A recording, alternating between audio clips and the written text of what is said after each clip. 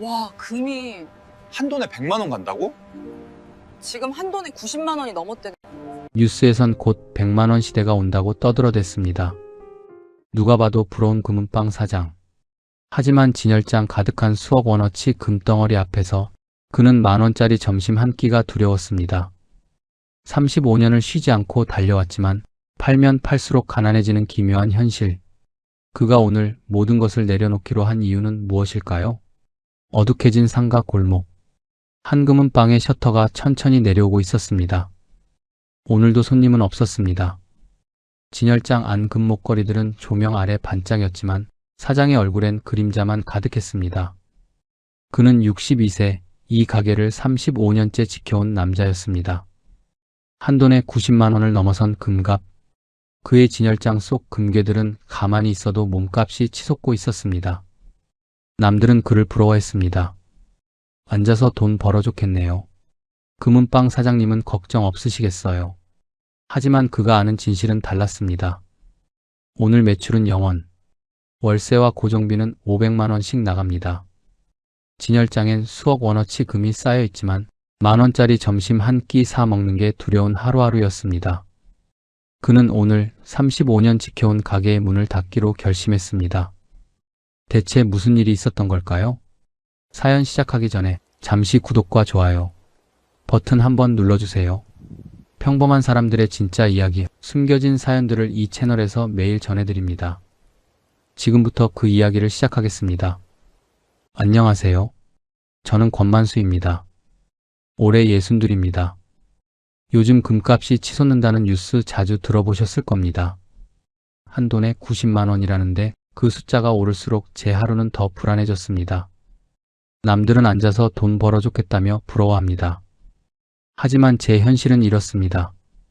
하루 매출은 0원인데 월세와 관리비, 직원 인건비까지 합쳐 매달 500만 원 가까이 나갑니다. 사람들은 제 금고 속 금만 봅니다. 하지만 그 금은 행운이 아니라 월급 한 번 없이 버틴 제 인생의 흔적입니다.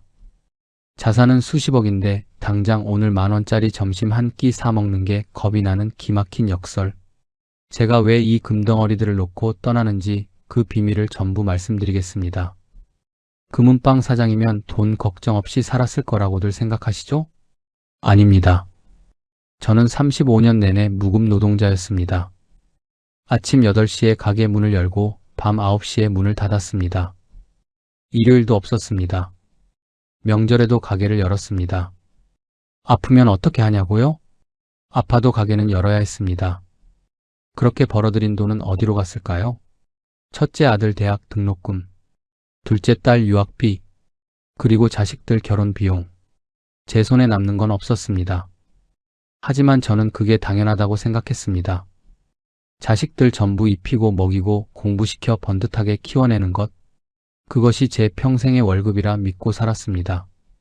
제 유일한 자부심이자 훈장이었습니다. 아들, 딸 모두 대학을 나와 좋은 직장에 취직했습니다. 그리고 좋은 사람 만나 결혼했습니다. 손주도 생겼습니다. 저는 성공한 아버지라고 생각했습니다. 하지만 최근 들어 이상한 일이 벌어지기 시작했습니다. 금값은 계속 오르는데 가게 문을 여는 게 점점 무서워졌습니다. 왜냐하면 이런 일이 반복됐기 때문입니다. 오늘 손님에게 반지 하나를 팔면 내일 도매상에 가서 똑같은 무게의 금을 다시 채워 넣어야 합니다. 그런데 도매상은 가격을 더 달라고 합니다. 손님에게 받은 돈으로는 같은 양의 금을 다시 살 수 없습니다. 제 주머니에서 돈을 더 보태야 합니다. 처음엔 별것 아니라고 생각했습니다. 몇만 원 원쯤이야. 하지만 이게 매일 반복되면 어떻게 될까요? 하루 2만 원씩 제 돈이 들어갑니다. 한 달이면 60만 원, 1년이면 720만 원. 팔면 팔수록 제 현금은 줄어들고 가게 재고는 깎여 나갑니다. 손님이 많이 오면 올수록 제 통장은 더 빨리 비어갑니다. 손님이 많이 오면 좋을 줄 알았습니다. 하지만 그날 들어온 돈은 더 비싸진 금을 다시 채우는데 그대로 들어갔습니다. 그래서 손님이 많이 올수록 제 통장은 더 빨리 비어갔습니다. 현실적으로 금값이 오르는 건 축복이 아니라 재앙이었습니다.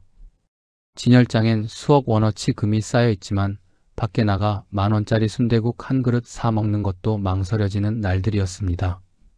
이게 뭐 하는 짓인가? 어느 날 밤 저는 빈 가게에 혼자 앉아 있었습니다. 진열장 속 금들이 조명 아래서 반짝였습니다. 저 금들의 가치를 다 합치면 수억 원입니다. 하지만 제 지갑 속엔 5만 원밖에 없었습니다. 통장 잔고는 200만 원. 다음 주 월세 500만 원을 내면 마이너스가 됩니다. 저는 그날 알았습니다. 자산과 현금은 다르다는 것을, 금이 아무리 많아도 그걸 팔지 않으면 제 삶은 가난하다는 것을. 하지만 금을 팔 수도 없었습니다. 팔면 재고가 줄어듭니다. 진열장이 비기 시작하면 손님은 기다리지 않습니다. 그냥 다른 가게로 가버립니다. 그래서 재고가 줄면 손님도 함께 줄어듭니다. 악순환이었습니다. 저는 그동안 이 금은방을 지켜왔습니다. 부모님 유산으로 시작한 가게였습니다. 아내의 유일한 예물 목걸이를 녹여서 만든 가게였습니다. 그래서 더 놓을 수가 없었습니다. 여기서 포기하면 지난 인생이 모두 무너지는 것 같았습니다. 하지만 제 몸은 이미 신호를 보내고 있었습니다. 제가 이 금은방을 연 건 27살 때였습니다. 지금으로부터 정확히 35년 전의 일입니다. 아버지는 제가 아주 어릴 때 일찍 세상을 떠나셨습니다. 제 기억엔 아버지 얼굴도 제대로 남아있지 않습니다. 사진으로만 봤을 뿐입니다. 어머니는 그때부터 홀로 저를 키우셨습니다. 시장통에서 고생하며 하루하루를 버티셨습니다. 평생 당신 몸은 돌보지 않고 오로지 아들 하나만 바라보며 사셨습니다. 어머니는 늘 이렇게 말씀하셨습니다. 만수야, 너만 잘 되면 어머니는 아무 소원 없다. 그런 어머니가 세상을 떠나시고 낡은 비단 보따리 하나를 발견했습니다. 장례를 치르고 집을 정리하다가 발견한 것이었습니다. 먼지가 수북이 쌓인 옷장 깊숙한 곳에 숨겨져 있었습니다. 보따리를 풀었을 때 저는 숨이 멎는 줄 알았습니다. 안에는 묵직한 순금 덩어리들과 낡은 통장 하나가 들어 있었습니다. 통장을 열어보니 아버지 명의였습니다. 아버지가 돌아가시기 전 어머니와 제 미래를 위해 남겨두셨던 돈이었습니다. 그제야 깨달았습니다. 어머니가 얼마나 힘든 세월을 견뎌오셨는지. 어머니는 그 금을 당신 몸이 아파 병원비가 급할 때도 단 한 돈도 팔지 않고 30년 가까이 지켜오셨던 겁니다. 동네 사람들이 말했습니다. 권 씨 병원 좀 가봐요. 얼굴이 너무 안 좋아요. 하지만 어머니는 번번이 거절하셨습니다. 괜찮아. 좀 쉬면 나아. 병원비가 아까워서가 아니었습니다. 그 금은 팔았다가 다시는 되돌릴 수 없는 남편의 마지막 흔적이었기 때문입니다. 어머니는 그걸 지키는 게 곧 저를 지키는 일이라고 믿으셨습니다. 어머니에게 그 금은 단순한 귀금속이 아니었습니다. 남편의 마지막 흔적이었고 아들의 인생을 지켜줄 최후의 보루였습니다. 저는 그 보따리를 안고 한참을 울었습니다. 어머니, 왜 이렇게까지 하셨어요? 막 결혼한 아내가 제 어깨를 토당이었습니다. 당신 어머님 마음을 헛되게 하면 안 돼요. 아내의 말이 맞았습니다. 어머니가 평생을 지켜온 이 유산을 제대로 써야 했습니다. 금은방을 해보는 게 어때요? 금은 변하지 않잖아요. 아내의 제안이었습니다. 저도 같은 생각이었습니다. 하지만 문제가 있었습니다. 금만 있다고 장사를 할 수는 없었습니다. 목 좋은 자리에 가게를 얻을 보증금, 인테리어 비용, 진열장과 금고 구입비, 계산해보니 아버지가 남긴 돈으로는 턱없이 모자랐습니다. 재고는 채울 수 있어도 가게를 차릴 수 없었습니다. 고민에 빠진 저를 보며 아내가 방으로 들어갔습니다. 잠시 후 나온 아내의 손엔 작은 보자기가 들려 있었습니다. 당신 이거 쓰세요. 보자기를 풀자 금목걸이와 금반지들이 쏟아져 나왔습니다. 아내가 시집 올 때 친정에서 가져온 예물들이었습니다. 이건 안 돼요. 당신 유일한 예물인데. 괜찮아요. 금은방 하면 더 좋은 거 가질 수 있잖아요. 아내는 그게 끝이 아니었습니다. 봉투 하나를 더 꺼냈습니다. 이건 엄마가 몰래 챙겨주신 쌈짓돈이에요. 장모님이 남몰래 챙겨주신 돈이었습니다. 딸이 시집가며 혹시 모를 어려움을 대비해 쥐어주신 것이었습니다. 이것까지 어떻게 써요? 당신은 정직하니까 부모님이 물려주신 이 금들 꼭 귀하게 써서 성공시킬 수 있을 거예요. 아내의 눈빛엔 확신이 담겨 있었습니다. 저는 그날 깨달았습니다. 부모님의 일생이 담긴 유산, 그리고 아내와 처가의 정성까지 담긴 그 돈. 그건 제게 단순한 미천이 아니라 반드시 지켜내야 할 목숨과도 같았습니다. 상가 구석의 작은 5평짜리 가게. 거기서 저는 한 가지 철칙을 세웠습니다. 절대 속이지 말자. 어머니가 마지막으로 남기신 말씀이 떠올랐습니다. 꼭 귀하게 써라. 귀하게 쓴다는 건 정직하게 쓰는 것이라고 생각했습니다. 그때는 몰랐습니다. 이 가게가 제 인생을 지켜줄 줄만 알았지 언젠가는 제 인생을 붙잡고 놓아주지 않을 줄은요. 금 순도를 속이지 않았습니다. 무게를 단 0.1g도 속이지 않았습니다. 가격을 부풀리지 않았습니다. 처음엔 손님이 거의 없었습니다. 하루 종일 앉아 있어도 한 명도 안 오는 날이 많았습니다. 하지만 단 한 명이 와도 정직하게 대했습니다. 그렇게 입소문이 나기 시작했습니다. 저기 새로 생긴 금은빵 사장 정직해. 값도 제 값 다 쳐주고. 바가지 안 씌워. 단골이 하나둘 생겼습니다. 5년이 지나니 가게를 조금 넓힐 수 있었습니다. 10년이 지나니 진열장이 3개로 늘었습니다. 20년이 지나자 동네에서 제법 알아주는 금은빵이 됐습니다. 30년이 넘어서는 이 상가에서 가장 오래된 신뢰의 상징이 되었습니다. 주변 가게들은 다 바뀌었지만 저희 금은빵만은 그 자리를 지켰습니다. 지금 제 금고 속 금들은 하늘에서 떨어진 행운이 아닙니다. 부모님의 일생과 아내의 희생, 그리고 처가의 믿음이 겹겹이 쌓인 지난 세월의 결정체입니다. 그래서 더 놓을 수가 없었습니다. 이 가게를 지키는 것이 부모님의 유산을 지키는 것이라 믿었기 때문입니다. 금은빵 사장이라고 하면 사람들은 착각합니다. 돈 걱정 없이 살았을 거라고 생각합니다. 금 장사하면 돈 많이 벌겠네요. 사장님은 편하시겠어요. 아닙니다. 이게 무슨 말이냐고요? 1년 내내 쉬지 않고 일해서 순수하게 손에 쥐는 돈이 한 3천만 원쯤 됐습니다. 당시 직장인들 몇 년치 연봉이니 큰 돈이었죠. 그런데 그 돈 제 통장에 하루도 머물지 못했습니다. 큰아들 대학 등록금에 생활비 보태주고 둘째 딸 학원비 대고 나면 제 손엔 담뱃값 몇 푼 안 남았습니다. 사람들은 제가 금더미 위에 앉아 노다지를 캐는 줄 알았겠지만 저는 그저 자식들 미래를 위해 금고를 비워 통장을 채우는 배달원이었을 뿐입니다. 큰아들이 대학 졸업하면 이제 좀 낫겠다 싶었습니다. 하지만 취업 준비 비용이 만만치 않았습니다. 아버지 토익 학원 다녀야 해요. 저는 주저없이 통장에서 돈을 꺼내 아들에게 쥐어줬습니다. 큰아들이 취업하면 이제 괜찮겠다 싶었는데 둘째 딸이 유학을 가겠다고 했습니다. 아빠, 외국에서 공부하고 싶어요. 유학비는 상상을 초월했습니다. 1년에 수천만 원씩 나갔습니다. 저는 금고 속 금을 조금씩 팔기 시작했습니다. 딸아이 유학비를 대기 위해서였습니다. 이 금은 우리 딸 미래를 위한 거야. 저는 그렇게 스스로를 위로했습니다.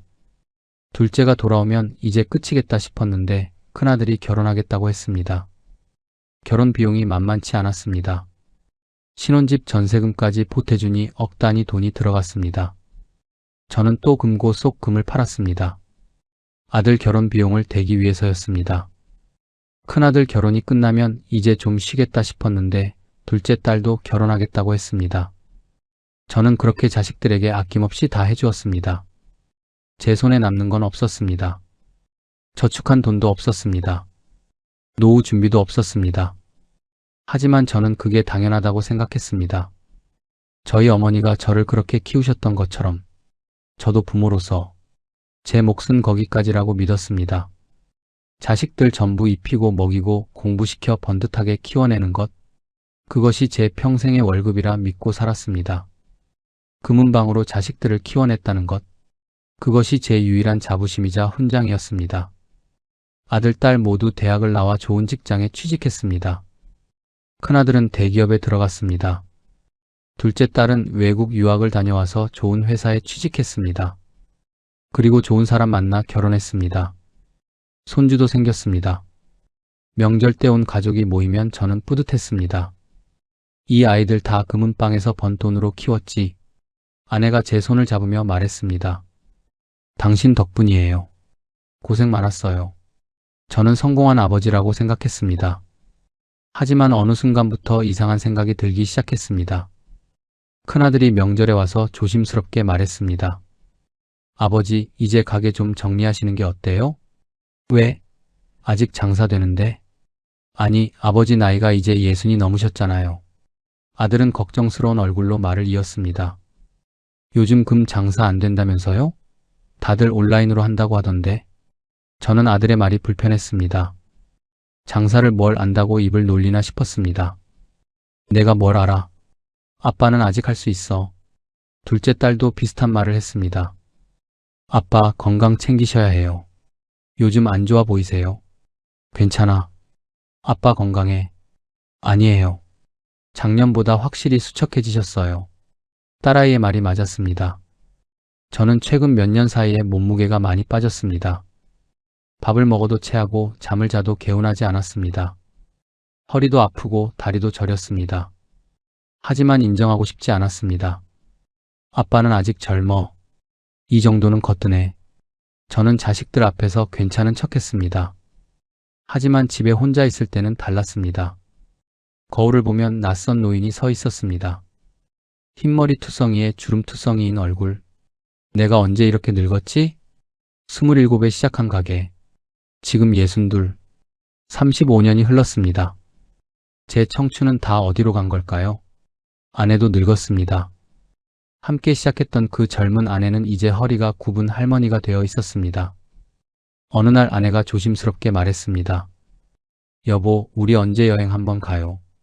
여행? 가게는 누가 봐? 직원 있으니까 하루 이틀 정도는 쉬어도 되잖아요. 아내의 목소리엔 서운함이 묻어 있었습니다. 우리 그동안 제대로 된 여행 한번 못 가봤잖아요. 맞는 말이었습니다. 저희 부부는 신혼여행도 제대로 못 갔습니다. 이틀 만에 돌아와서 가게 문을 열었었습니다. 그 이후로 제대로 된 여행 한번 가본 적이 없었습니다. 가게를 누군가에게 온전히 맡긴 적은 단 한 번도 없었습니다. 금은방은 하루만 자리를 비워도 사고가 날까? 분실이 생길까? 거래가 어긋날까? 마음이 놓이지 않는 장사였기 때문입니다. 저는 아내에게 그렇게 말했습니다. 미안해. 좀만 더 버티면, 그 조금만 더는 매출이 조금만 나아지면이었고, 금값이 조금만 안정되면이었고, 아이들 인생이 조금만 정리되면이었습니다. 하지만 그 조금만 더가 언제 끝나는지는 저도 알지 못했습니다. 자식들이 그만두라고 할 때 저는 그게 그저 저를 걱정해서 하는 말인 줄 알았습니다. 아빠가 늙어서 걱정되니까 그러는 거겠지. 하지만 진짜 공포는 다른 곳에 있었습니다. 금값이 오르면 제가 떼돈을 버는 줄 아시죠? 뉴스에서도 그렇게 나옵니다. 금값 사상 최고가 경신, 금 투자자들 환호. 하지만 현실은 정반대였습니다. 금은방은 장신구를 팔아 마진과 세공비를 남겨야 월세도 내고 밥도 먹습니다. 그런데 금값이 너무 오르니 손님의 종류가 바뀌었습니다. 예전에는 결혼 예물 사러 오는 젊은 커플들, 돌반지 사러 오는 젊은 엄마들, 선물용으로 목걸이 사러 오는 손님들이 많았습니다. 하지만 요즘은 다릅니다. 사장님, 이거 얼마 받을 수 있어요? 할머니들이 평생 모은 금반지를 들고 오십니다. 금값이 올랐으니 지금 팔면 좋은 값을 받을 수 있다는 걸 아시는 겁니다. 저는 정확히 재서 정당한 값을 드렸습니다. 할머니들은 만족하며 돌아가셨습니다. 사온 금은 다시 가공해서 진열장에 채워야 하는데 여기서 문제가 시작됐습니다. 진짜 기가 막힌 건 재고 보충의 공포였습니다. 오늘 손님에게 반지 하나를 80만 원에 팔았다고 치면 내일 도매상에 가서 똑같은 무게의 금을 다시 채워 넣으려니 금값이 올라 82만 원을 달라고 합니다. 하루 사이에 금값이 오른 겁니다. 손님에게 받은 80만 원으로는 같은 양의 금을 다시 살 수 없습니다. 제 주머니에서 2만 원을 더 보태야 합니다. 처음엔 별것 아니라고 생각했습니다. 2만 원쯤이야. 하지만 이게 매일 반복되면 어떻게 될까요? 하루 2만 원씩 제 돈이 들어갑니다. 한 달이면 60만 원, 1년이면 720만 원입니다. 팔면 팔수록 제 현금이 줄어들고 가게 재고는 깎여 나갔습니다. 물론 금을 사러 오는 손님도 있었습니다. 요즘 같은 불경기에 금이 안전한 투자처라고 생각하는 분들이었습니다. 사장님, 골드바 있어요? 투자용으로 좀 사려고요. 이런 손님들은 반가웠습니다. 하지만 문제가 또 있었습니다. 온라인 시세가 한 돈에 88만 원인데 여기는 92만 원이네요. 손님, 금은방은 물건값에 부가세 10%가 붙고 정교한 세공비가 들어갑니다. 저희 같은 소매점은 그렇게 안 받으면 월세도 못 내요. 그래도 4만 원 차이면 좀 많이 나는 것 같은데 손님들은 계산기를 두드리다가 고민했습니다. 그리고 절반은 좀 더 알아보고 올게요 라며 돌아갔습니다. 결국 사는 손님보다 파는 손님이 더 많았습니다. 저는 손님들이 가져온 금을 사드렸습니다. 현금이 나가고 금 재고는 늘어났습니다. 장부를 보면 자산은 분명히 늘어나고 있었습니다. 금의 가치가 오르니까요. 하지만 통장 잔고는 점점 줄어들었습니다. 이게 무슨 모순입니까? 자산은 수억 원인데 다음 달 월세 500만 원을 내려니 손에 쥔 현금이 빠듯했습니다. 쌓아온 금을 팔면 되지 않느냐고요? 그게 쉽지 않았습니다. 진열장 속 저 금들은 그냥 금이 아니었습니다. 한 푼 한 푼 모은 제 인생이었습니다. 부모님 유산으로 시작해서 지켜온 것들이었습니다. 이걸 팔면 내 인생이 무너지는 것 같아 저는 차마 금을 팔 수가 없었습니다. 대신 생활비를 줄이기 시작했습니다. 점심을 밖에서 사 먹는 대신 집에서 싸온 도시락을 먹었습니다. 커피값도 아꼈습니다. 택시는 절대 타지 않았습니다. 저는 스스로를 다독였습니다. 어떤 날은 손님이 3명 오셨습니다. 반지 2개, 목걸이 하나를 사 가셨습니다. 매출 300만 원. 오늘 장사 좀 되네. 저는 기뻤습니다. 하지만 다음날 도매상에 똑같은 양의 금을 채워 넣으려니 320만 원을 달라고 했습니다. 제 손에서 20만 원이 더 나간 겁니다. 진열장엔 수억 원어치 금이 쌓여 있는데 당장 손에 쥔 돈은 빠듯했습니다. 밤에 혼자 가게에 앉아 있을 때가 많았습니다. 진열장 속 금들이 조명 아래서 반짝였습니다. 저 금들의 가치를 다 합치면 수억 원입니다. 하지만 제 통장 잔고는 200만 원. 다음 주 월세 500만 원을 어떻게 낼까? 금을 조금 팔아야 하나? 하지만 금을 팔면 재고가 줄어듭니다. 재고가 줄면 손님이 더 안 옵니다. 그러면 장사가 안 됩니다. 안 팔면 현금이 부족합니다. 어느 쪽을 선택해도 막막했습니다.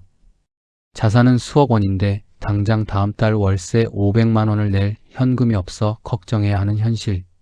부모님 유산으로 지켜온 이 금덩어리들을 팔 수도 안 팔 수도 없는 막막한 벼랑 끝에 저는 서 있었습니다. 결국 저는 월세를 내기 위해 제 목숨 같은 금을 조금씩 헐어 팔기 시작했습니다. 어느 날 저녁이었습니다. 가게 문을 닫으려던 참에 큰아들이 찾아왔습니다. 아버지, 퇴근길에 들렀어요. 큰아들은 양복 차림이었습니다. 대기업 다니는 아들의 모습은 늠름했습니다. 그래, 저녁은 먹었니? 네, 회사에서 먹고 왔어요. 아들은 가게 안을 둘러봤습니다. 오늘도 손님은 거의 없었습니다. 아버지, 요즘 장사 어때요? 그냥 그렇지 뭐. 저는 대충 넘어가려 했습니다. 하지만 아들은 진지한 얼굴로 제 앞에 앉았습니다. 아버지, 엄마가 걱정돼서 저한테 전화하셨어요.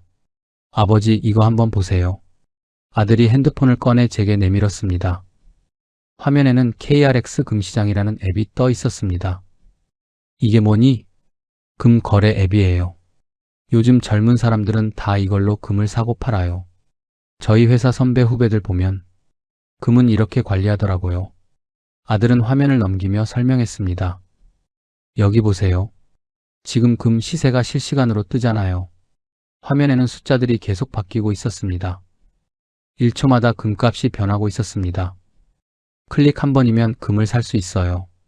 팔 수도 있고요. 그게 그렇게 쉽게 되니? 저는 믿기지 않았습니다. 네, 아버지. 수수료가 0.3%밖에 안 돼요. 아들의 설명은 계속됐습니다. 아버지 가게에서 금 사면 세공비의 마진까지 붙어서 시세보다 비싸잖아요. 그런데 여기서는 시세 그대로예요. 저는 아무 말도 할 수 없었습니다. 게다가 나라에서 운영하는 거라 안전하고요. 세금도 없어요. 사고 팔 때 생기는 수익에 세금 한 푼 안 붙어요. 아들은 더 충격적인 말을 했습니다. 아버지, 요즘 우리 회사 후배들 보면 금 투자한다고 다들 이 앱 쓰더라고요. 금은방 가는 애들은 거의 없어요. 저는 할 말을 잃었습니다. 제가 지켜온 이 가게, 정직을 목숨처럼 여기며 금을 닦고 또 닦았던 이 매장. 그게 아들의 핸드폰 속에서는 그저 비싸고 불편한 곳에 불과했습니다. 아버지, 이건 아버지 잘못이 아니에요. 아들은 조심스럽게 말을 이었습니다. 시대가 바뀐 거예요. 아버지가 아무리 정직하게 장사하셔도 사람들은 더 싸고 편한 걸 찾을 수밖에 없어요. 아들의 눈빛에는 걱정이 가득했습니다. 아버지, 건강도 안 좋으시잖아요. 요즘 얼굴색이 너무 안 좋으세요. 괜찮아. 아빠는 건강해. 저는 버릇처럼 그렇게 대답했습니다. 아버지, 가게 정리하시는 게 어때요? 지금 금값 높을 때 정리하시면 좋잖아요. 아들의 말은 이어졌습니다. 아버지 평생 모으신 금들 정리하시면 당장 생활은 한결 편해질 거예요. 엄마랑 여행도 다니시고 편하게 사세요. 아들은 진심으로 저를 걱정하고 있었습니다. 하지만 저는 고개를 저었습니다. 아직 아니야. 아빠는 아직 할 수 있어. 아버지, 이 가게는 내 할머니가 평생 지켜준 거야. 너희 할아버지 유산으로 시작한 거고. 저는 목소리를 높였습니다. 35년을 해온 장사를 그렇게 쉽게 접을 수는 없어. 아들은 한숨을 쉬었습니다. 아버지, 고집 부리지 마세요. 건강이 먼저예요. 고집이 아니야. 아빠는 아직 말끝을 흐렸습니다. 아들은 더 이상 말하지 않았습니다. 그저 안타까운 눈으로 저를 바라봤습니다. 알았어요. 아버지가 결정하세요. 그래도 건강만은 챙기세요. 아들은 일어서며 제 어깨를 두드렸습니다. 저 먼저 갈게요. 집에 일찍 들어가세요. 아들이 나간 뒤 저는 한참을 멍하니 앉아 있었습니다. 핸드폰 속 1초금 거래소. 클릭 한 번으로 금을 사고 파는 세상. 제가 한 땀 한 땀 쌓아온 신뢰와 정직이 이제는 불편함이 되어버린 세상. 이건 제 능력이 부족해서가 아니었습니다. 시대가 완전히 바뀌어버린 것이었습니다. 하지만 저는 인정하고 싶지 않았습니다. 아직 아니야. 조금만 더 버티면. 저는 스스로에게 되뇌었습니다. 며칠 후 둘째 딸도 찾아왔습니다. 아빠, 오빠한테 들었어요. 가게 정리 안 하신다고요? 그래. 아빠는 아직 할 수 있어. 아빠, 고집 부리지 마세요. 엄마도 걱정하세요. 딸아이도 같은 말을 했습니다. 우리가 이제 다 컸잖아요. 아빠 이제 쉬셔야 해요. 자식들은 모두 저를 걱정했습니다. 하지만 저는 들을 수가 없었습니다. 35년을 지켜온 이 가게를 놓는다는 건 제 인생 전부를 놓는 것 같았습니다. 걱정 마. 아빠가 알아서 해. 저는 자식들의 걱정을 외면했습니다. 아내도 조심스럽게 말했습니다. 당신 애들 말이 맞는 것 같아요. 당신마저 그러면 어떡해? 저는 화를 냈습니다. 이 가게는 당신이 예물 녹여서 만든 거잖아. 어떻게 쉽게 놓을 수 있어? 아내는 더 이상 말하지 않았습니다. 그저 한숨만 쉬었습니다. 저는 계속 버텼습니다. 매일 가게 문을 열었습니다. 손님이 없어도 진열장을 닦았습니다. 하지만 상황은 나아지지 않았습니다. 저는 계속 버텼습니다. 하지만 제 몸은 정직했습니다. 어느 날 아침 일어나는데 어지러웠습니다. 침대에서 일어서려는데 눈앞이 핑 돌았습니다. 가게에 나갔습니다. 평소처럼 문을 열고 진열장을 닦으려 했습니다. 그런데 손이 떨렸습니다. 점심때가 되었습니다. 밥을 한 숟가락 떴는데 삼키기가 힘들었습니다. 속이 불편했습니다. 오후가 되자 허리가 아프기 시작했습니다. 의자에 앉아 있는 것도 힘들었습니다. 저는 이를 악물었습니다. 어느 날 가게에서 손님을 응대하다가 갑자기 눈앞이 캄캄해졌습니다. 정신을 차려보니 바닥에 쓰러져 있었습니다. 손님이 저를 부축해서 의자에 앉혀놨습니다. 사장님, 괜찮으세요? 119 부를까요? 아니요, 괜찮습니다. 저는 억지로 웃으며 대답했습니다. 그날 저녁 아내가 단호하게 말했습니다. 당신 내일 병원 가요. 제발. 아내의 목소리는 떨리고 있었습니다.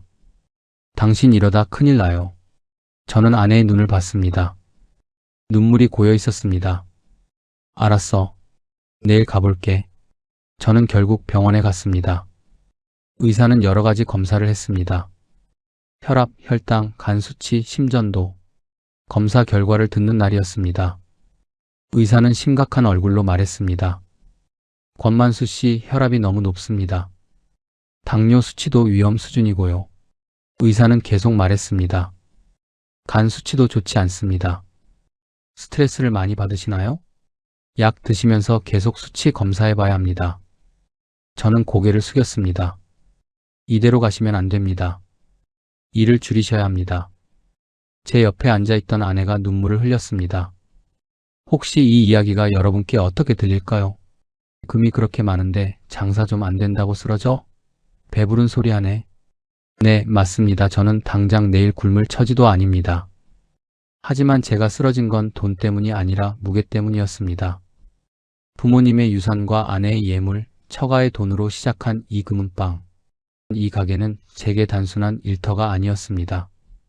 무슨 일이 있어도 지켜내야 할 가업이었고 자존심이었습니다. 단 하루도 편히 쉬지 못한 건 제가 성실해서가 아니었습니다. 내가 무너지면 부모님의 흔적도 우리 가족의 미래도 끝장난다는 공포 때문이었습니다. 그 공포가 제 몸속에 독처럼 쌓여왔던 겁니다. 내가 지금 내 인생을 갉아먹고 있구나. 금값은 오르는데 제 인생은 녹슬어가는 그 괴리감을 견딜 수가 없었습니다. 가게에서 쓰러졌던 그날 사실 저는 몸이 아픈 게 아니었습니다. 마음이 먼저 비명을 지른 것이었습니다. 이제 제발 그만해. 35년 했으면 됐잖아. 의사는 제게 혈압과 당뇨 수치를 말했지만 제가 들은 건 사망 선고를 받은 제 청춘의 통곡이었습니다. 집으로 돌아오는 길이었습니다. 아내가 제 옆을 걸었습니다. 당신 이제 그만해요. 제발. 아내의 등이 보였습니다. 언제 이렇게 굽었을까? 함께 시작했던 그 싱그럽던 아내는 어디 가고 어느새 눈가엔 숨길 수 없는 세월이 깊게 패여 있었습니다. 예물 목걸이를 내놓으며 웃던 그 고운 손마디는 가게 뒤치다꺼리 하느라 거칠고 투박해져 있었죠. 저는 그제야 깨달았습니다. 부모님이 남기신 유산을 지키겠다고 정작 부모님이 남기신 나라는 사람을 죽이고 있었다는 것을. 어머니가 마지막으로 하신 말씀이 떠올랐습니다. 만수야, 꼭 귀하게 써라.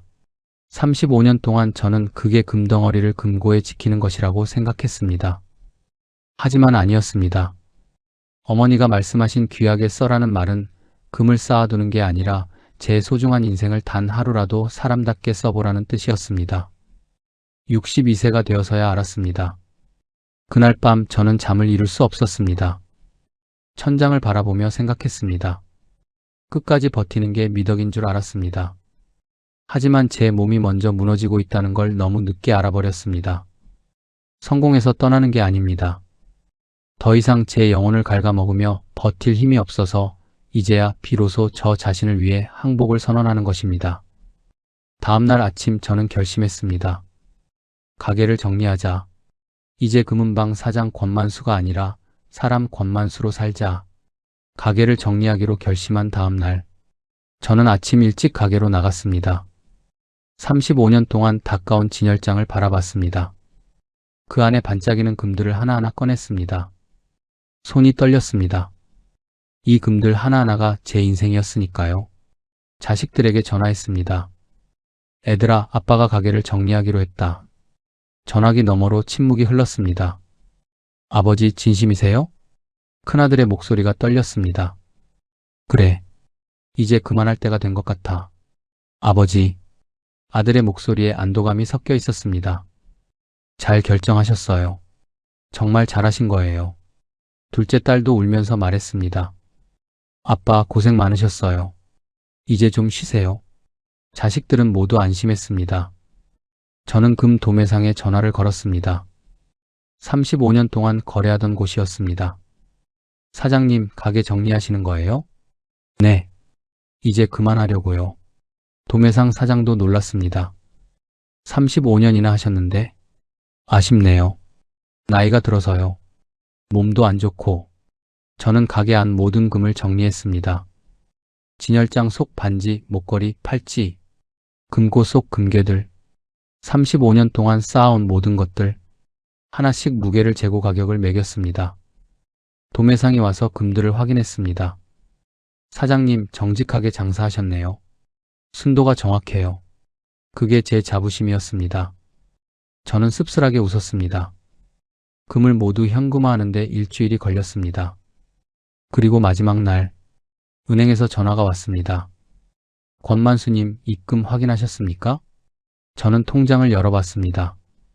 숫자가 찍혀 있었습니다. 상상도 못한 액수였습니다. 35년 동안 한 푼씩 모은 금의 가치. 그 돈은 갑자기 생긴 행운이 아니었습니다. 미리 쓰지 못한 제 인생을 이제야 한꺼번에 돌려받은 것뿐이었습니다. 금값이 오른 덕분에 그 액수는 더 커져 있었습니다. 저는 한참 동안 그 숫자를 들여다봤습니다. 기쁨이 밀려올 줄 알았습니다. 하지만 먼저 든 생각은 달랐습니다.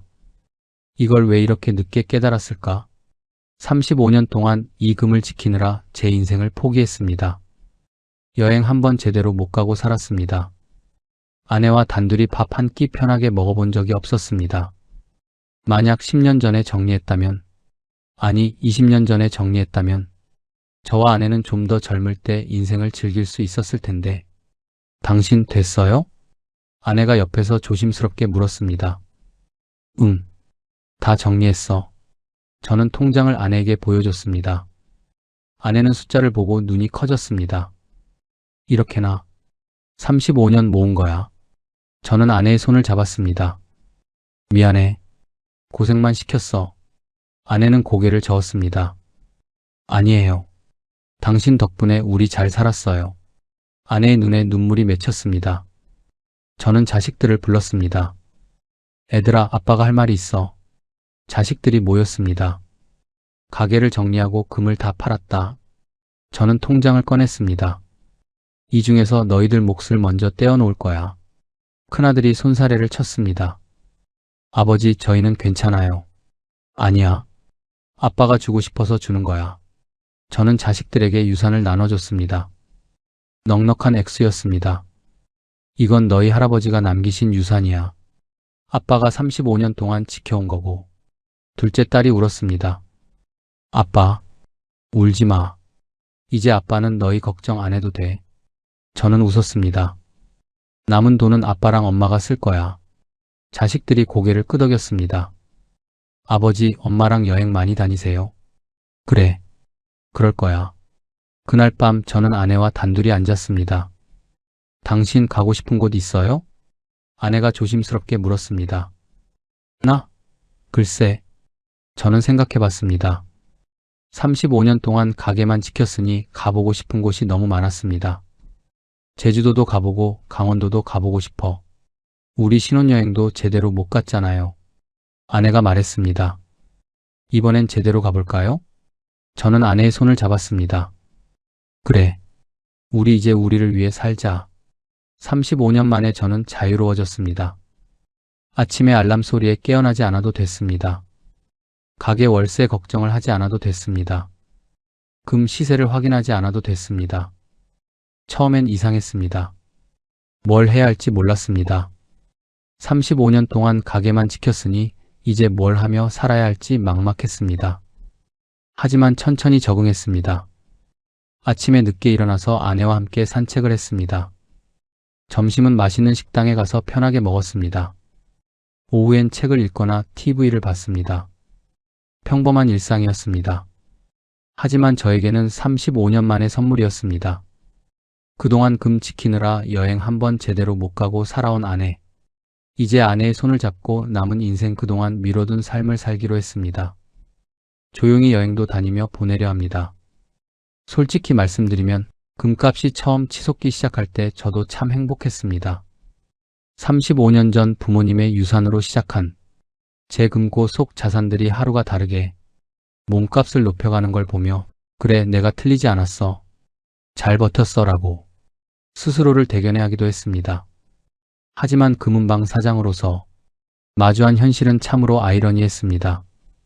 장사는 물건이 돌고 돌아야 활기가 생기는 법인데 금값이 너무 오르니 시장은 꽁꽁 얼어붙었습니다. 예물을 사러 오는 젊은 커플의 발길은 뚝 끊겼고 그저 금값이 높을 때 팔아치우려는 분들만 줄을 이었습니다. 물론 금에 투자하려는 분들도 많았습니다. 하지만 그분들은 이제 더 이상 35년 된 제 금은방을 찾지 않았습니다. 아들이 보여준 것처럼 다들 온라인 앱으로 소수점 단위 금을 사고 팔며 1초 만에 수익을 챙기더군요. 거대한 디지털 세상 속에서 35년 된 제 금은방은 그저 무겁고 느린 황금 감옥이 되어가고 있었습니다. 금값은 치솟는데 장사는 망해가는 이 기막힌 역설 속에서 저는 비로소 깨달았습니다. 여러분, 금값이 오른다고 모두가 행복한 건 아닙니다. 내 손에 쥔 황금이 아무리 많아도 그 무게를 지키느라 정작 사랑하는 가족의 얼굴을 보지 못한다면 그것은 축복이 아니라 저주입니다. 35년 열심히 살면서 자식들 인생은 황금빛으로 닦아줬지만 정작 제 인생은 녹슬게 내버려뒀던 저의 늦은 고백입니다. 시대가 변하면 우리도 변해야 합니다. 때를 알고 물러나는 것 또한 큰 용기입니다. 진짜 황금은 통장에 찍힌 숫자가 아니라 오늘 사랑하는 사람과 나누는 따뜻한 밥 한 끼, 그리고 그들과 함께 보내는 시간에 있다는 사실을 절대 잊지 마십시오. 저는 이제 무거운 금덩어리를 내려놓고 진짜 황금을 찾으러 가보려 합니다. 제 이야기가 여러분의 삶에 작은 울림이 되었기를 바랍니다. 부족한 제 이야기가 조금이나마 와닿으셨다면 구독과 좋아요 버튼으로 응원 부탁드립니다. 여러분의 노후에 평안이 깃들기를 진심으로 기원합니다. 끝까지 시청해주셔서 감사합니다. 30년을 용접공으로 일해 모은 돈 2억 3천만 원. 그 돈을 89만 원으로 만드는데 1년 4개월이면 충분했습니다. 남은 건 빚더미와 망가진 폐, 그리고 전셋방 하나뿐. 지금 퇴직금 들고 치킨집, 카페, 호프집 알아보고 계십니까? 제발 그 순진한 생각 여기서 멈추세요. 그 가게는 당신의 노후를 태우는 화장터입니다. 사장님, 이 자리는 무조건 됩니다. 부동산 중개업자가 건넨 그 달콤한 확신. 저는 그게 마지막 동아줄인 줄 알았습니다. 하지만 잡고 보니 썩은 줄이었고 제 인생은 송두리째 무너져 내렸습니다. 제가 어떻게 무너졌는지 똑똑히 보세요. 그래야 당신은 살 수 있습니다. 대체 무슨 일이 있었을까요? 평범한 사람들의 숨겨진 이야기, 이 채널에서 매일 전해드립니다. 이야기의 전말이 궁금하시다면 잠시 구독과 좋아요 버튼 한번 눌러주세요. 그럼 지금부터 시작하겠습니다. 안녕하세요. 저는 박영철입니다. 올해 65입니다. 지금 저는 시골 작은 마을에서 아내와 단둘이 살고 있습니다. 도시를 떠난 지 3년째입니다. 귀촌이라고 하기엔 너무 초라하고 은퇴라고 하기엔 너무 일찍 내려왔습니다. 제가 어떻게 여기까지 오게 됐는지 그 이야기를 하려 합니다. 부끄럽고 창피한 이야기지만 누군가는 제 실수를 보고 같은 길을 걷지 않기를 바라는 마음에서 용기를 냅니다. 저는 가난한 집안의 막내 아들로 태어났습니다. 부모님은 농사를 지으셨고 형제가 5이었습니다. 먹고 사는 것만으로도 벅찬 시절이었습니다. 저는 형들이 입던 옷을 물려받았습니다. 신발도 마찬가지였습니다. 중학교를 졸업할 무렵 아버지가 돌아가셨습니다. 형들은 이미 가정을 꾸렸고 저만 집에 남았습니다. 어머니 혼자 농사를 지으며 저를 키우셨습니다. 고등학교는 가지 못했습니다. 돈이 없었습니다. 16살, 저는 동네 용접 공장에 들어갔습니다.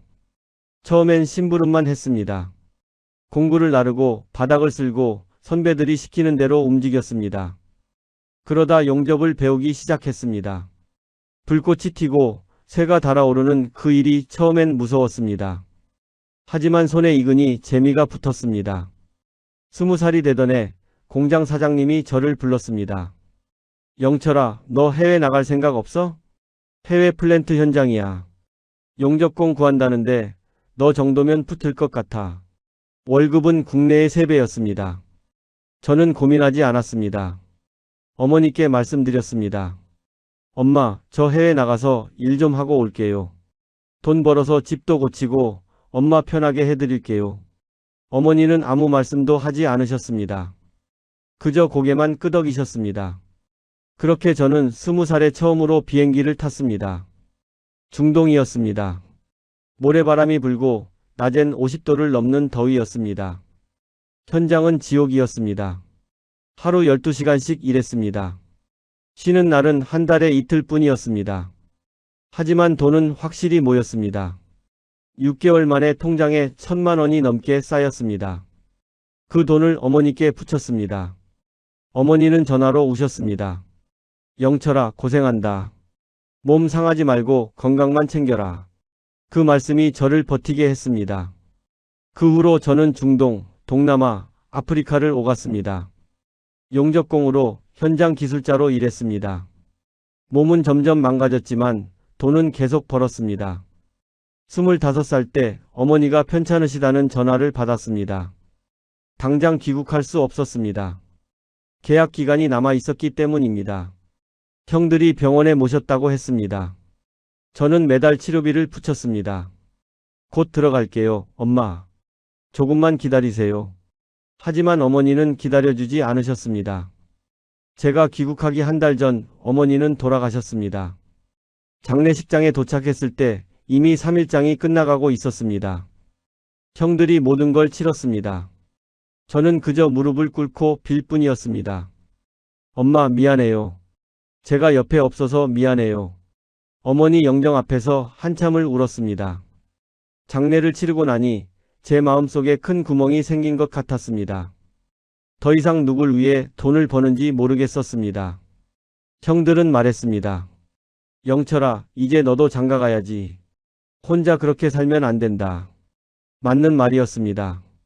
하지만 저는 여자를 만날 시간도 여유도 없었습니다. 해외 현장을 전전하며 사는 게 전부였습니다. 그러던 어느 날 형수님이 소개팅을 주선했습니다.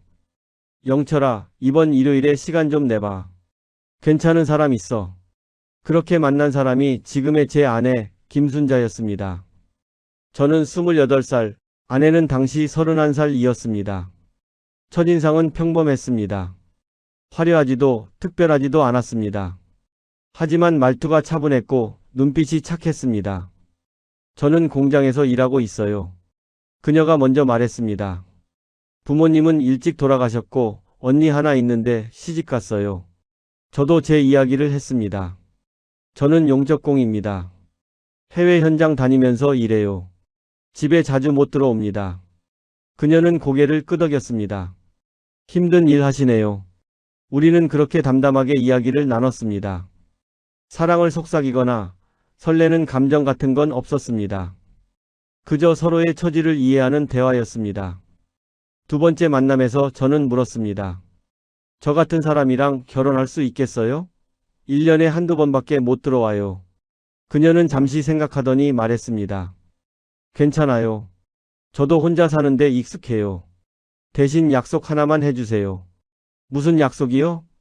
바람 피우지 마세요. 그것만 지켜주시면 돼요. 저는 웃었습니다. 그건 당연한 거 아닙니까? 당연한 걸 안 지키는 사람이 많아요.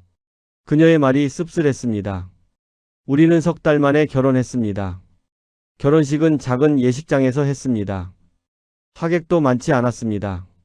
신혼집은 서울 외곽의 작은 빌라였습니다. 전세금 3천만 원. 제가 모아둔 돈으로 계약했습니다. 신혼여행은 가지 못했습니다. 결혼하고 일주일 만에 저는 다시 해외로 나갔습니다. 아내는 울지 않았습니다. 그저 공항까지 따라와서 손을 흔들었습니다. 잘 다녀와요. 조심해요. 그 말이 전부였습니다. 결혼 생활은 대부분 전화로 이루어졌습니다. 한 달에 한두 번 저는 현장 사무실에서 집으로 전화를 걸었습니다. 여보, 나야. 밥은 먹었어? 응, 먹었어요. 당신은? 나도 먹었어. 몸은 괜찮아? 네, 괜찮아요. 당신도 조심하고요. 짧은 대화였습니다. 하지만 그 목소리를 듣는 것만으로도 위안이 됐습니다. 결혼 2년째 아내가 임신했습니다. 저는 현장에서 소식을 들었습니다. 너무 기뻤습니다. 여보, 미안해. 내가 옆에 없어서. 괜찮아요. 혼자서도 잘할 수 있어요. 여보, 그런데 나 일 그만둬야 할 것 같아요. 아이 키우려면 맡길 곳도 없고. 저도 찬성했습니다. 그래, 당신이 편한 대로 해. 내가 더 벌면 돼. 출산 예정일 한 달 전, 저는 계약을 마치고 귀국했습니다. 아내의 배는 크게 불러 있었습니다. 고생 많았어. 제가 말했습니다. 이제부터가 진짜 고생이에요. 아내가 웃었습니다. 아들이 태어났습니다. 이름은 박민수. 3.2kg의 건강한 아기였습니다. 저는 아이를 처음 안았을 때 울컥했습니다. 내가 이 아이 아버지구나. 그 생각이 들자 책임감이 밀려왔습니다. 하지만 저는 석 달 만에 또 해외로 나가야 했습니다. 아내는 아이를 안고 배웅했습니다. 다녀올게. 돈 많이 벌어올게. 조심해요. 민수 아빠. 그 말을 듣는 순간 저는 더 이상 혼자가 아니라는 걸 느꼈습니다. 그 후로 저는 더욱 열심히 일했습니다. 아내와 아이를 먹여 살려야 한다는 책임감이 저를 움직였습니다. 매달 생활비를 붙였습니다. 처음엔 200만 원, 나중엔 300만 원까지 올렸습니다. 아내는 그 돈을 한 푼도 허투루 쓰지 않았습니다. 알뜰하게 살림을 꾸렸습니다. 그리고 조금씩 저축했습니다. 아이가 5살이 되던 해 아내가 전화로 말했습니다. 여보, 우리 집 사면 어떨까요? 집? 전세도 괜찮은데. 전세금도 계속 오르잖아요. 차라리 아파트 하나 사는 게 나을 것 같아요. 저는 고민했습니다. 그럼 얼마 정도 드는데? 25평짜리 아파트 하나 받은 게 있는데 1억 원이에요.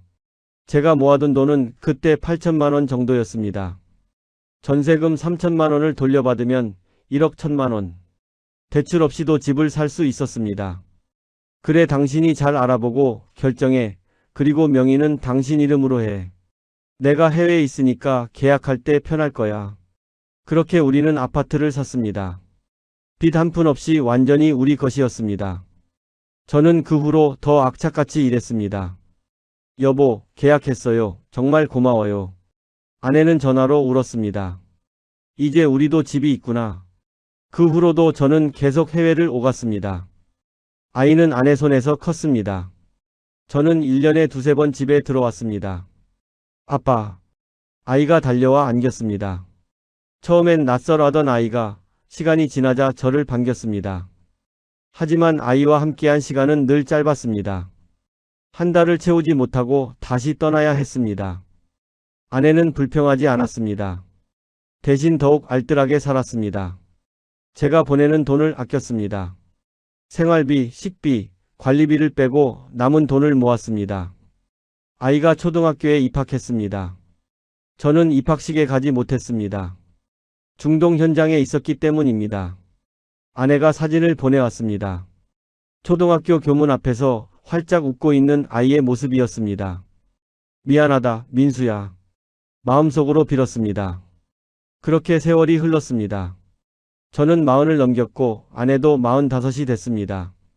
아이는 초등학교 고학년이 됐습니다. 그 즈음 제 몸에 이상이 오기 시작했습니다. 허리가 자주 아팠습니다. 무릎도 시큰거렸습니다. 용접일은 체력 소모가 컸습니다. 젊을 땐 버텼지만 나이가 들자 한계가 왔습니다. 현장 의무실에서 진통제를 받아 먹으며 버텼습니다. 하지만 점점 더 힘들어졌습니다. 50살이 되던 해 저는 큰 결심을 했습니다. 이제 그만 들어가자. 아내에게 전화했습니다. 여보, 나 이제 해외 일 그만두려고. 왜? 무슨 일 있어? 아내가 놀란 목소리로 물었습니다. 몸이 안 따라줘. 더 하다간 크게 다칠 것 같아. 아내는 걱정하며 말했습니다. 그래, 알았어. 들어와. 건강이 제일 중요하지. 저는 마지막 계약을 마치고 귀국했습니다. 51살. 30년 넘게 해외를 떠돌았습니다. 집에 돌아오니 낯설었습니다. 아들은 대학생이 됐습니다. 아빠, 이제 계속 집에 계시는 거예요? 아들이 물었습니다. 그래, 이제 아빠 여기서 일 찾아볼게. 하지만 국내 용접 일은 쉽지 않았습니다. 젊은 사람들도 많고 임금도 해외의 절반도 안 됐습니다. 저는 몇 군데 현장을 다녔지만 몸이 버티지 못했습니다. 허리 디스크 진단을 받았습니다. 당분간 무리하시면 안 됩니다. 의사가 말했습니다. 일을 쉬어야 했습니다. 집에서 쉬는 동안 저는 불안했습니다. 돈을 벌어야 하는데, 이렇게 있으면 안 되는데, 저는 집에서 빈둥거렸습니다. 그 모습이 스스로 한심했습니다. 그러던 어느 날 아내가 통장을 보여줬습니다. 여보, 우리 이 정도 모았어. 1억 원. 저는 깜짝 놀랐습니다. 이게 다 뭐야? 당신이 보내준 생활비 중에서 조금씩 모았어요. 민수 결혼 자금도 되고 우리 노후 자금도 되고. 저는 아내가 대단했습니다. 30년 가까이 혼자서 살림을 꾸리고 아이를 키우고 돈까지 모았습니다. 그리고 집도 있었습니다. 우리 아파트. 그 말을 듣자 마음이 놓였습니다. 그래, 우리한테 집도 있고 예금도 있어. 고마워. 정말 고마워. 제 목소리가 떨렸습니다. 이제 우리 편하게 살자. 당신 몸도 안 좋은데 무리하지 말고. 저는 고개를 끄덕였습니다. 그래, 이제 쉬자. 우린 충분히 일했어. 하지만 그 생각은 오래가지 못했습니다. 집에서 쉬는 시간이 길어질수록 저는 불안했습니다. 아침에 일어나면 아내는 이미 아침을 준비하고 있었습니다. 저는 밥을 먹고 TV를 보고 그렇게 하루를 보냈습니다. 처음 석 달은 괜찮았습니다. 그래, 평생 일했으니 좀 쉬어야지. 반년쯤 지나자 조급해지기 시작했습니다. 동네를 산책하다가 또래 남자들을 봤습니다. 다들 어딘가로 출근하거나 일터로 향하고 있었습니다. 저만 할 일이 없었습니다. 아내는 아무 말도 하지 않았습니다. 하지만 그 침묵이 더 무거웠습니다. 내가 이래도 되나? 남자가 집에서 이렇게 놀아도 되나? 1년이 지났을 때 저는 아내에게 말했습니다. 여보, 나 뭔가 일 좀 해야겠어. 당신 무리하지 말아요. 괜찮아. 용접은 못해도 다른 거라도 해야지. 하지만 52살에 할 수 있는 일은 많지 않았습니다. 경비, 택배, 대리운전. 다 해봤지만 오래 버티지 못했습니다. 허리가 아팠고 무릎이 시렸습니다. 젊은 사람들보다 일도 느렸습니다. 결국 몇 달 만에 다 그만뒀습니다. 다시 집으로 돌아왔습니다. 아내는 여전히 아무 말 없었습니다. 하지만 저는 알 수 있었습니다. 아내도 걱정하고 있다는 걸. 그러던 어느 날 동네 친구를 만났습니다. 같은 동네에 사는 김형이었습니다. 나이는 저보다 3살 많았습니다. 영철아, 요새 뭐해? 그냥 집에 있어요, 형. 야, 그럼 안 되지. 장사라도 하나 해야지. 장사. 그 단어가 귓가에 맴돌았습니다. 형은 뭐 하세요? 나는 치킨집 했다가 접고 지금은 편의점에. 잘 되세요? 그냥 먹고 살만해. 너도 뭐 하나 해봐. 집에만 있으면 병난다. 집으로 돌아오는 길 저는 계속 생각했습니다. 장사. 나도 뭔가 할 수 있지 않을까? 그날 밤 저는 아내에게 말했습니다. 여보, 나 장사 한번 해볼까 해. 아내가 놀란 표정으로 저를 봤습니다. 무슨 장사요? 아직 정하진 않았는데 뭔가 해봐야 할 것 같아. 아내는 한숨을 쉬었습니다. 당신 장사가 쉬운 줄 아세요? 요새 장사 안 돼요. 다들 힘들어해요. 그래도 해봐야 알지 않겠어? 돈은 어떻게 하려고요? 저는 잠시 망설였습니다. 우리 모아둔 돈 있잖아. 아내의 얼굴이 굳었습니다. 그 돈은 노후 자금이에요. 민수 결혼 자금이고요. 알아. 근데 나 이렇게 집에만 있으면 안 될 것 같아. 미치겠어. 아내는 아무 말도 하지 않았습니다. 그저 고개를 저었습니다. 하지만 저는 이미 마음을 먹었습니다. 다음 날부터 저는 부동산을 돌아다녔습니다. 치킨집, 분식집, 카페, 여러 가게를 봤습니다. 하지만 마음에 드는 곳이 없었습니다. 너무 비싸거나 위치가 안 좋거나 권리금이 과했습니다. 일주일째 되던 날 한 부동산에서 얘기를 들었습니다. 사장님, 호프집 어때요? 요새 치맥 장사 괜찮아요. 호프집이요? 네. 마침 괜찮은 자리 하나 나왔는데 한번 보실래요? 저는 따라갔습니다. 위치는 역세권이었습니다. 20평 정도 되는 가게였습니다. 테이블이 10개 정도 들어갈 크기였습니다. 부동산 사장이 말했습니다. 여기 진짜 좋은 자리예요. 유동인구 많고 직장인들 많이 다녀요. 얼마예요? 보증금 5천만 원, 권리금 8천만 원입니다. 1억 3천만 원. 그리고 인테리어랑 집기세로 해야 하니까 6천 정도 더 잡으세요. 초기 운영비까지 하면 4천 정도. 부동산 사장이 계산기를 두드렸습니다. 총 2억 3천 정도면 오픈할 수 있어요. 2억 3천만 원. 저는 머리가 복잡해졌습니다. 우리가 모아둔 돈이 1억. 집은 지금 시세로 2억 5천 정도. 충분히 할 수 있었습니다. 부동산 사장이 웃으며 말했습니다. 이 자리는 무조건 됩니다. 장담해요. 제가 이 동네에서 20년 넘게 부동산 했는데 이런 자리 흔치 않아요. 저는 혹했습니다. 그래, 이 정도 자리면 되겠지. 집으로 돌아와 아내에게 말했습니다. 여보, 괜찮은 자리 하나 봤어. 아내가 불안한 표정으로 물었습니다. 얼마예요? 2억 3천. 뭐라고요? 아내의 목소리가 커졌습니다. 우리 모아둔 돈이 1억밖에 안 되는데 어떻게 2억 3천을 써요? 집 담보대출 받으면 돼.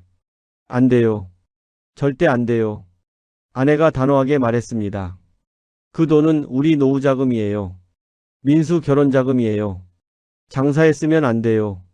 여보, 나 이대로 있으면 안 돼. 미쳐. 장사가 쉬운 줄 알아요? 망하면 어떡하려고요? 망하지 않아.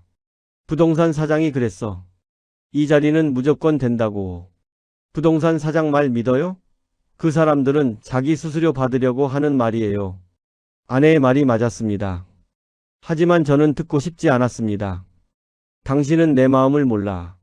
남자가 집에서 놀고 있으면 어떤 기분인지 알아? 알아요. 하지만 노후 자금을 날릴 순 없어요. 우리는 그날 밤 큰 싸움을 했습니다. 결혼하고 처음으로 큰 소리를 냈습니다. 결국 아내는 울면서 방으로 들어갔습니다.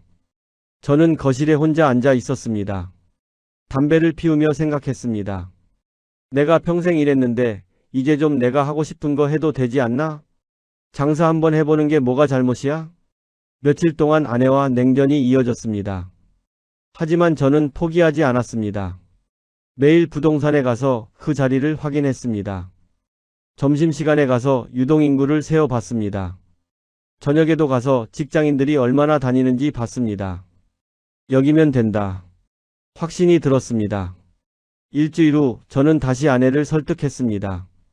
여보, 마지막으로 한 번만 들어줘. 제발. 아내는 지친 표정이었습니다. 정말 하실 거예요?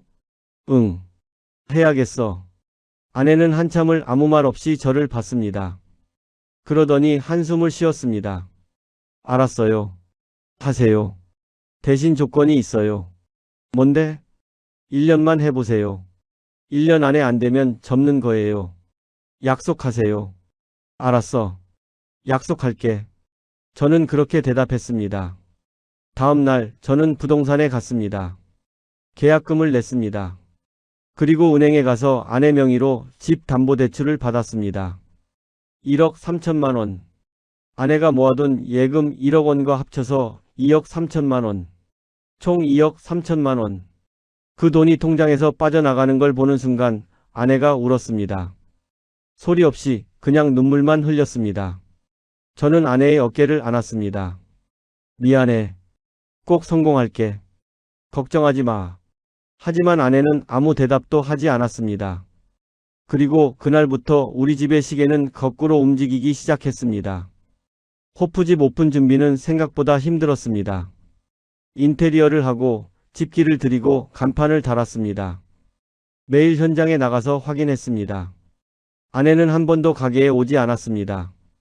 당신 하고 싶은 거 하세요. 저는 안 갈래요. 아내의 목소리는 차가웠습니다. 오픈 날짜를 잡았습니다. 지인들에게 연락했습니다. 형들, 친구들, 옛날 동료들. 야, 영철이가 장사 시작한대. 가서 축하해줘야지. 오픈 첫날 가게는 사람들로 가득 찼습니다. 축하 화환도 여러 개 왔습니다. 사장님, 번창하세요. 형님, 대박 나세요. 사람들이 건배를 외쳤습니다. 저는 그 순간 기분이 좋았습니다. 그래, 이거야. 내가 이걸 하려고 했던 거야. 첫날 매출은 200만 원이 나왔습니다. 이틀째도 비슷했습니다. 일주일 내내 손님이 끊이지 않았습니다. 첫 달이 끝났습니다. 매출을 계산해 봤습니다. 1,500만 원. 저는 흥분했습니다. 이 정도면 되는 거 아냐? 하지만 지출을 계산하자 현실이 보였습니다. 월세 350만 원, 인건비 300만 원, 재료비 600만 원, 카드 수수료 45만 원, 전기세, 가스비, 소모품 100만 원, 총 지출 1,395만 원, 순이익 105만 원, 105만 원. 한 달 내내 일해서 남은 돈이 105만 원이었습니다. 그래도 괜찮아. 첫 달이니까. 다음 달부터는 더 잘 될 거야. 하지만 두 번째 달 상황이 달라졌습니다. 오픈 특수가 끝났습니다. 지인들은 더 이상 오지 않았습니다. 형님, 이번 주는 바빠서요. 다음에 갈게요. 다음은 오지 않았습니다. 유동인구는 많았습니다. 하지만 그들은 가게 앞을 그냥 지나쳤습니다. 들어오지 않았습니다. 근처에 호프집이 3개 더 있었습니다. 프랜차이즈 치킨집도 2개 있었습니다. 경쟁이 치열했습니다. 저는 메뉴판을 바꿔봤습니다. 가격을 조금 낮췄습니다. 전단지를 돌렸습니다. 하지만 효과는 미미했습니다. 두 번째 달 매출 900만 원. 지출은 똑같았습니다. 월세 350만 원, 인건비 300만 원, 재료비는 매출에 따라 줄었지만 350만 원, 나머지 고정비용 145만 원, 총 지출 1145만 원, 적자 245만 원. 처음으로 적자였습니다. 저는 당황했습니다. 이번 달만 안 좋았던 거야. 다음 달은 나아질 거야. 세 번째 달도 비슷했습니다. 매출 850만 원, 적자 295만 원.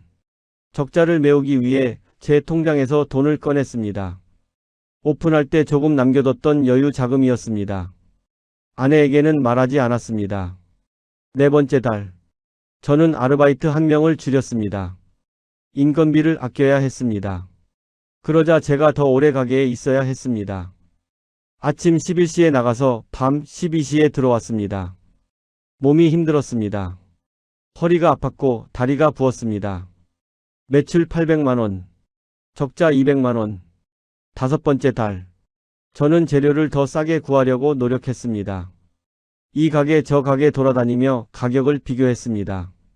하지만 한계가 있었습니다.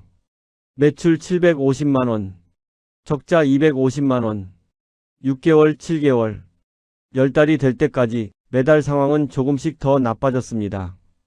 매출은 800, 750, 700으로 계속 떨어졌습니다. 적자는 매달 200만원, 300만원씩 쌓였습니다. 그 사이 저는 아르바이트를 또 줄였고 제 몸을 갈아 넣었고 끝내 신용대출까지 손을 댔습니다. 2천만원을 빌렸습니다. 금리가 높았습니다. 하지만 선택의 여지가 없었습니다. 그 돈으로 밀린 비용을 갚고 운영비를 충당했습니다. 11개월째 아내가 물었습니다. 장사 어때요? 괜찮아. 거짓말이었습니다. 정말요? 응. 아내는 더 이상 묻지 않았습니다. 하지만 그 눈빛은 모든 걸 알고 있다는 듯 했습니다. 12개월. 1년이 됐습니다. 아내와의 약속. 1년 안에 안 되면 접는다. 하지만 저는 접을 수 없었습니다. 이미 너무 많은 돈이 들어갔습니다. 조금만 더 하면 될 거야. 지금 접으면 모든 게 날아가. 저는 아내에게 말했습니다. 여보, 미안해. 조금만 더 해보자. 아내는 대답하지 않았습니다. 그저 천장을 바라볼 뿐이었습니다. 그때부터였습니다. 진짜 지옥이 시작된 건 13개월. 카드값 결제일이 다가왔습니다. 통장을 확인했습니다. 잔액 47만원, 월세 350만원, 인건비 150만원, 재료비 카드값 280만원, 필요한 돈 780만원. 어떻게 해야 할지 막막했습니다. 저는 신용대출로 빌린 2천만원도 이미 다 썼습니다. 매달 적자를 메우느라 녹아내렸습니다. 당신 잠깐 앉아요. 아내의 목소리가 낮았습니다. 저는 불안한 마음으로 앉았습니다.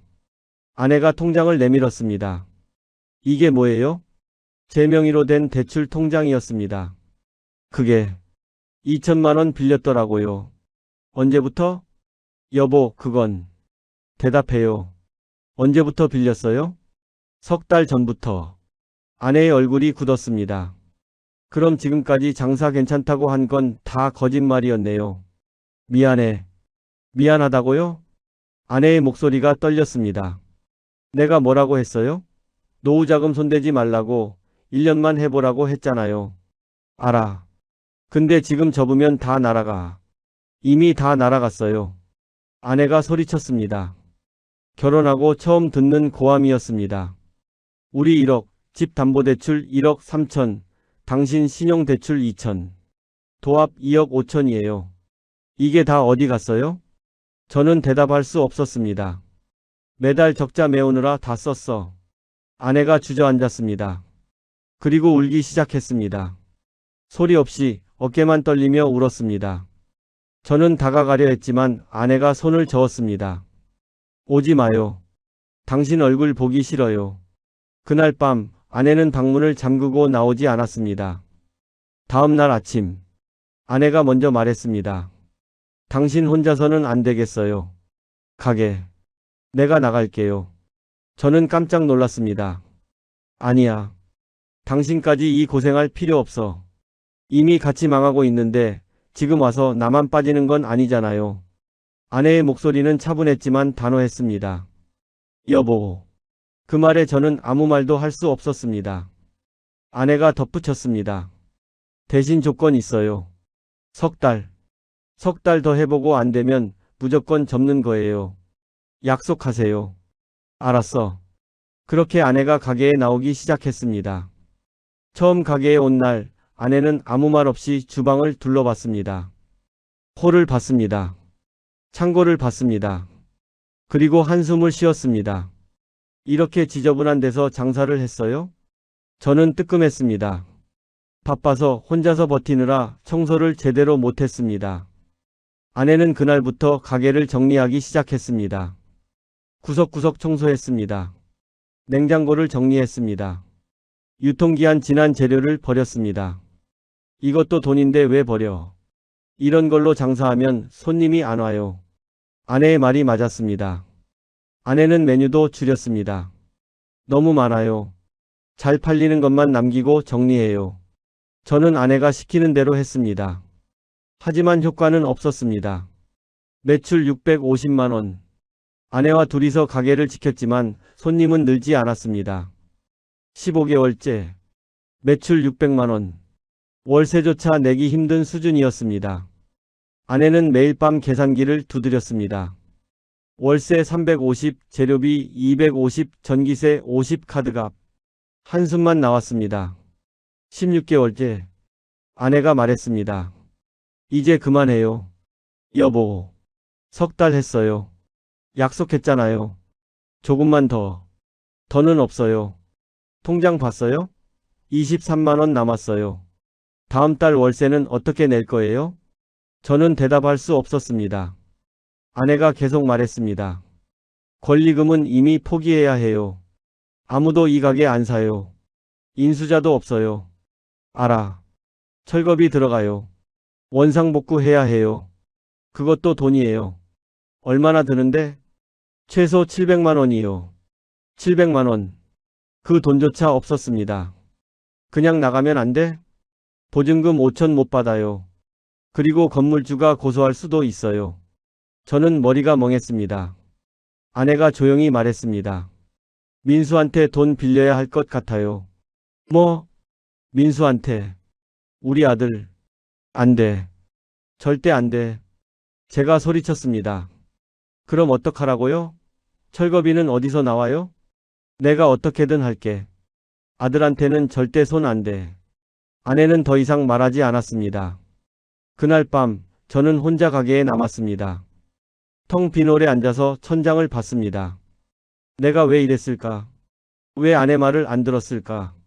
왜 노후자금을 건드렸을까? 후회가 밀려왔습니다. 하지만 이미 늦었습니다. 다음 날 저는 형에게 전화했습니다. 형님, 저 좀 도와주세요. 무슨 일인데? 돈 좀 빌려주실 수 있으세요? 700만 원만. 전화 너머로 한숨 소리가 들렸습니다. 영철아, 형도 사는 게 빠듯해. 미안하다. 전화가 끊겼습니다. 친구들에게도 연락했습니다. 다들 비슷한 반응이었습니다. 야, 나도 요새 힘들어. 미안. 아무도 도와주지 않았습니다. 아내가 다시 말했습니다. 민수밖에 없어요. 안 된다니까. 그럼 당신이 방법을 찾아요. 저는 또 소리를 질렀고 아내도 소리를 질렀습니다. 결국 저는 아들에게 전화했습니다. 민수야, 아빠야. 네, 아빠. 저기, 아빠가 부탁이 하나 있는데. 뭔데요? 돈 좀 빌려줄 수 있어? 전화 너머가 조용해졌습니다. 민수야? 얼마요? 700만 원. 아빠가 꼭 갚을게. 6개월 안에 갚을게. 아들이 한숨을 쉬었습니다. 알았어요. 계좌 보내세요. 고맙다, 민수야. 아빠가 정말 미안하다. 괜찮아요. 건강 챙기세요. 전화가 끊겼습니다. 그날 저는 아들에게 손을 벌렸습니다.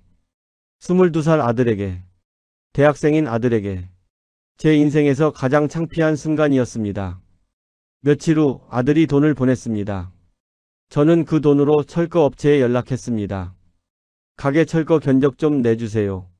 폐업 준비가 시작됐습니다. 딱 1년 4개월 만이었습니다.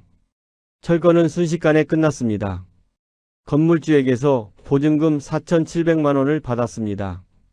집으로 돌아와 아내와 마주 앉았습니다. 집 팔아야 해요. 아내가 조용히 말했습니다. 안 돼. 대출 갚으려면 집밖에 없어요. 더 이상 선택의 여지가 없었습니다. 부동산에 연락했습니다. 요새 시세로는 2억 8천 정도 할 것 같은데요. 2억 8천만 원. 아내가 1억에 샀던 집이 20년 만에 2억 8천이 됐습니다. 급하게 파시면 2억 6천 정도 받으실 수 있어요. 금매로 내놓았습니다. 한 달 만에 집이 팔렸습니다. 2억 6,500만 원. 대출을 모두 갚고 아들에게 빌린 돈 700만 원도 갚았습니다. 보증금 받은 돈과 합쳐서 남은 돈은 1억 5,508만 원이었습니다. 전세 7천만 원짜리 빌라로 이사했습니다. 18평. 우리가 살던 25평 아파트보다 훨씬 작았습니다. 통장 잔액 8,508만 원. 이게 30년이에요. 아내가 말했습니다. 당신이 30년 동안 번 돈이 이거예요. 저는 고개를 들 수 없었습니다. 일주일 후 저는 작은 공장에서 용접 일을 구했습니다. 월급 280만 원. 아내도 마트 계산대 일을 구했습니다. 월급 150만 원. 우리 둘의 수입 430만 원. 하지만 지출이 문제였습니다. 매달 나가는 생활비, 관리비, 통신비, 보험비 아낀다고 아꼈지만 월 적자 70만 원. 통장은 매달 줄어들기 시작했습니다. 석 달째 제 몸에 이상이 왔습니다. 숨이 찼습니다. 기침이 멈추지 않았습니다. 병원에 갔습니다. 진폐증 초기 증세라고 했습니다. 용접 흉 가스를 너무 오래 마셨답니다. 의사는 조용히 말했습니다. 이제 용접 일은 그만두셔야 합니다. 그 말이 무슨 뜻인지 그 순간엔 바로 이해하지 못했습니다. 평생 손에서 놓지 않았던 일이 한 문장으로 끝났다는 뜻이라는 걸 병원을 나와 계단을 내려오다 그제야 알았습니다. 저는 아무 말도 하지 못했습니다. 그렇게 저는 용접 일을 그만뒀습니다. 계속 실수는 없었습니다. 경비 일자리를 구했습니다. 월급 220만 원.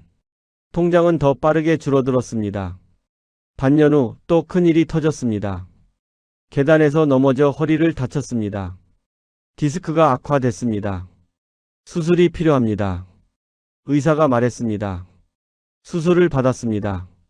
입원했습니다.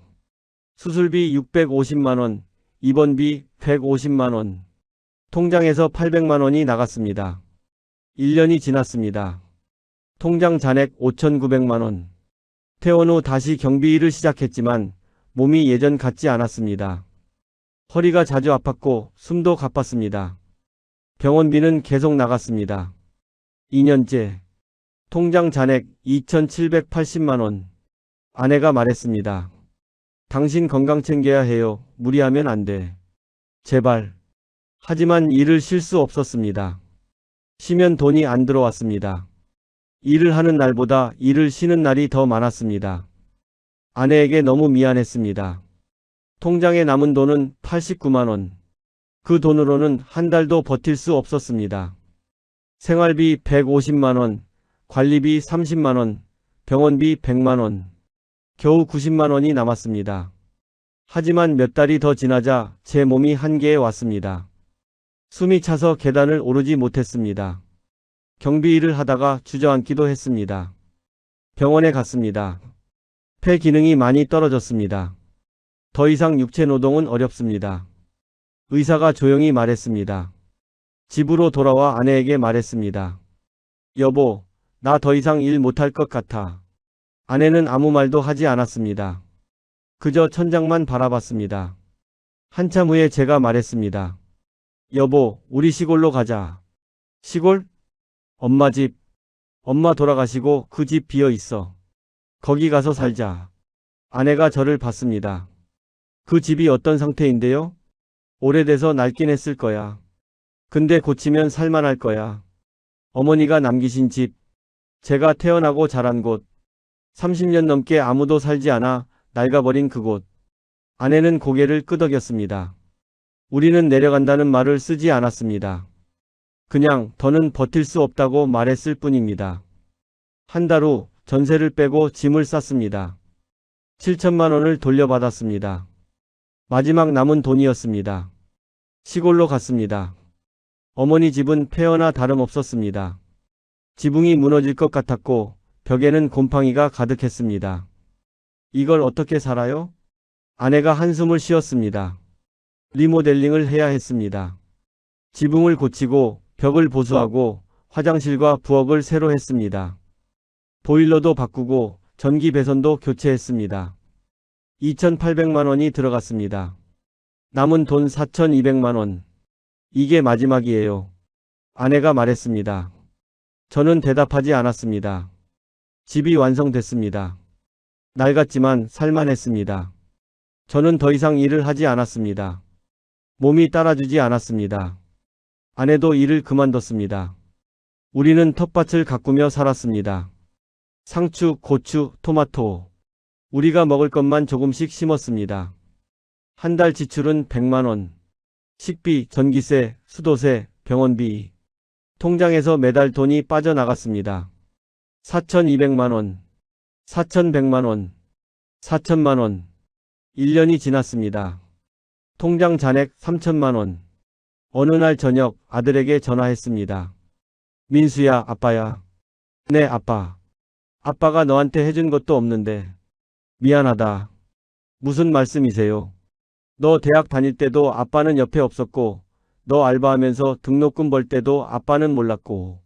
제 목소리가 떨렸습니다. 젊었을 때는 용접만 하느라 집에 없었고, 나이 들어서는 장사한다고 돈 다 날렸고. 아빠. 미안하다, 민수야. 아빠가 너한테 아빠 노릇 제대로 못했다. 아빠, 그런 말 하지 마세요. 건강만 하세요. 제 걱정은 마시고 엄마랑 건강만 챙기세요. 제가 매달 용돈 보내드릴 테니 돈 걱정은 마시고요. 전화를 끊었습니다. 어느새 훌쩍 다 커버린 아들의 말에 눈시울이 붉어졌습니다. 저는 마당에 나가 앉았습니다. 하늘을 봤습니다. 별이 쏟아질 것 같았습니다. 30년을 용접공으로 살았습니다.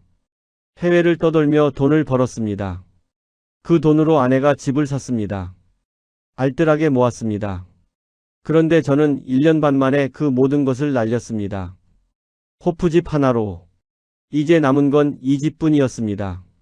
어머니가 남겨주신 이 집. 여기가 제가 도망쳐 올 수 있었던 마지막 자리였습니다. 아내가 마당으로 나왔습니다. 제 옆에 앉았습니다. 별이 많네요. 아내가 조용히 말했습니다. 그러게. 서울에선 이렇게 별이 안 보였는데. 우리는 말없이 별을 봤습니다. 한참 후 아내가 말했습니다. 여보, 우리 이제 뭐하고 살아요? 모르겠어. 돈도 얼마 안 남았고 일도 못하고. 그냥 살아야지. 그냥 하루하루. 아내는 더 이상 말하지 않았습니다. 바람이 불었습니다. 시원했습니다. 저는 생각했습니다. 30년을 일했습니다. 모든 것을 잃었습니다. 그리고 이제 이곳에서 조용히 늙어가고 있습니다. 매일 텃밭을 가꿉니다. 매일 하늘을 봅니다. 매일 후회합니다. 어느 날 저녁 마당에 앉아 아내에게 말했습니다. 여보, 나 평생 열심히 살았어. 아내는 대답하지 않았습니다. 20살부터 용접 배워서 해외 나가서 30년 넘게 일했어. 알아요. 몸 망가지는 줄 알면서도 일했어. 우리 가족 먹여 살리려고. 아내가 저를 봤습니다. 근데 왜 내 말을 안 들었을까? 노후자금 건드리지 말라고 했잖아. 저는 고개를 숙였습니다. 미안해. 정말 미안해. 아내가 한숨을 쉬었습니다. 한참 후 아내가 조용히 말했습니다. 당신 열심히 살았어요. 그건 나도 알아요. 30년 넘게 해외 다니면서 고생한 거 다 알아요. 아내가 제 손을 잡았습니다. 이제 와서 후회하면 뭐해요? 이미 지나간 일인데. 여보, 됐어요.